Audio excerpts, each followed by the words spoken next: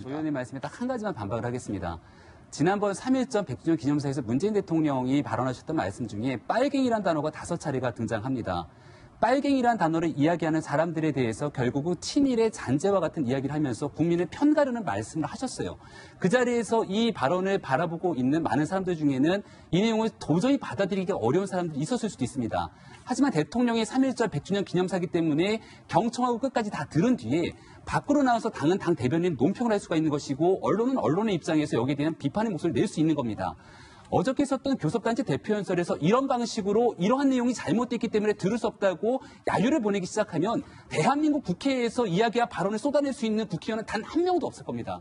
국회는 말 그대로 민주주의의 보령이기 때문에 그 자리에서 어떠한 이야기도 경청할 수 있는 자세가 돼야 되고요. 이 내용의 발언 과정들을 어떤 것은 좌파 이념 색깔을 구분했다라고 규정질 수 있겠습니까? 일단은 내용 자체를 말하지 못하도록 만들었다는 것. 어제 나경원 원내대표의 교섭단체 대표연설을 보니까 자유를 강조하면서 현 정부가 국민의 말할 자유를 침해하고 있다는 얘기를 수차례 하게 되는데요.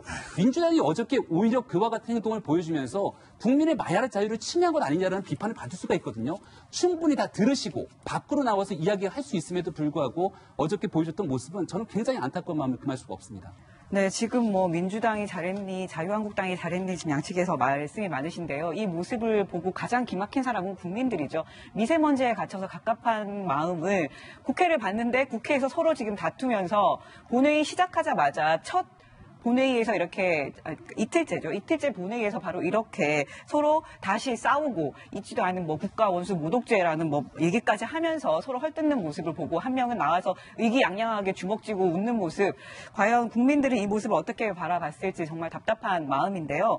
정치라는 것은 과연 국민들은 뭐 여론에서 뭐 이런 얘기도 하고 저런 얘기도 할 수 있지만 정치라는 것은 서로 그걸 정제된 발언을 통해서 서로의 의견을 존중하면서 듣고 절충을 하는 곳이 바로 그 정치를 하는 곳이고 국회죠. 그런데 지금 이 국회에서 나오는 얘기, 심지어 원내대표가 하는 연설에서 나오는 얘기가 굉장히 날이 서 있고 막말이다라는 소리까지 나오는 상황인데요. 그런데 이런 모습은 여야가 서로가 같이 보여줬던 모습입니다. 예를 들어서 예전에 홍익표 민주당 의원 같은 경우에는 대변인을 할 때, 원내대변인을 할 때 박정희 전 대통령을 향해서 귀태라는 얘기를 했었어요. 그러니까 귀태, 그러니까 귀신의 아이, 태어나선 안 될 사람이다라는 말까지 했었고요. 그래서 논란이 있었죠. 그리고 양승조 의원 같은 경우에는 지금 현재 충남지사고 당시에 민주당 의원이었는데 양승조 의원 같은 경우에는 박정희 전 대통령이 중앙정보부를 무기로 정치를 했는데 이 중앙정보부라는 자신이 만든 무기에 의해서 암살을 당했다.